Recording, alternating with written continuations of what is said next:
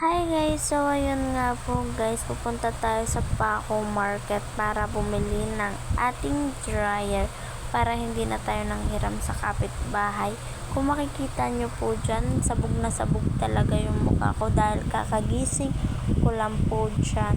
At naglakad-lakad po ako para may exercise and then naglugay ng buhok para hindi maging mukhang sabog ang mukha. At para hindi rin mukhang matanda guys. At naglakad-lakad nga po pala ako dyan sa may Paco Market talaga. Parang nagusto ko na bilhin kaso parang mag-short talaga yung pera ko guys. And then sa bandang huli nga dyan, nagpapakit-cute pa nga rin ako. And then nakapantulog pa talaga ako niya. Nagilamos lang ako. Hindi na ako nag-toothbrush pala dyan guys. Nagkain lang ako ng bubble gum. And then, nagtanong na nga po pala ako sa nagtitinda kung may dryer. Sabi naman ng nagtitinda, meron naman. Kaso micromatic. Gusto ko sana camel. Kaso sobrang mahal niya.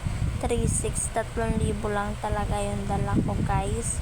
And then, tuwan-tuwa na nga po ako niyan dahil magkaka-dryer na po ako kahit micromatic lang guys dyan. At pinahirapan ko nga talaga dyan si ate. Gusto ko kasi yung dun banda sa mataas yung micromatic dyan. Inakyat niya po talaga yan guys para lang makuha ko yung color. And then nga po guys, may tinignan-tignan pa nga po ako dyan. Kala mo talaga may pera, kulang naman yung pera. Pero wala naman po masamang tumingin para naman po makapag-ipon ulit tayo. Ay, charis, hindi pala ipon, utang pala yon. Then nga guys, ang gaganda ng gamit nila, may Hanabishi din sila dito guys.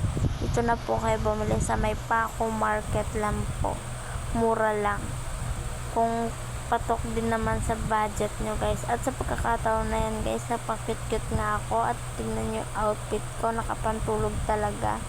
At ayan na, binuksan at tinaray na namin ang aking dryer. Tuwan-tuwa talaga ako dyan guys. At kinikilig talaga ako.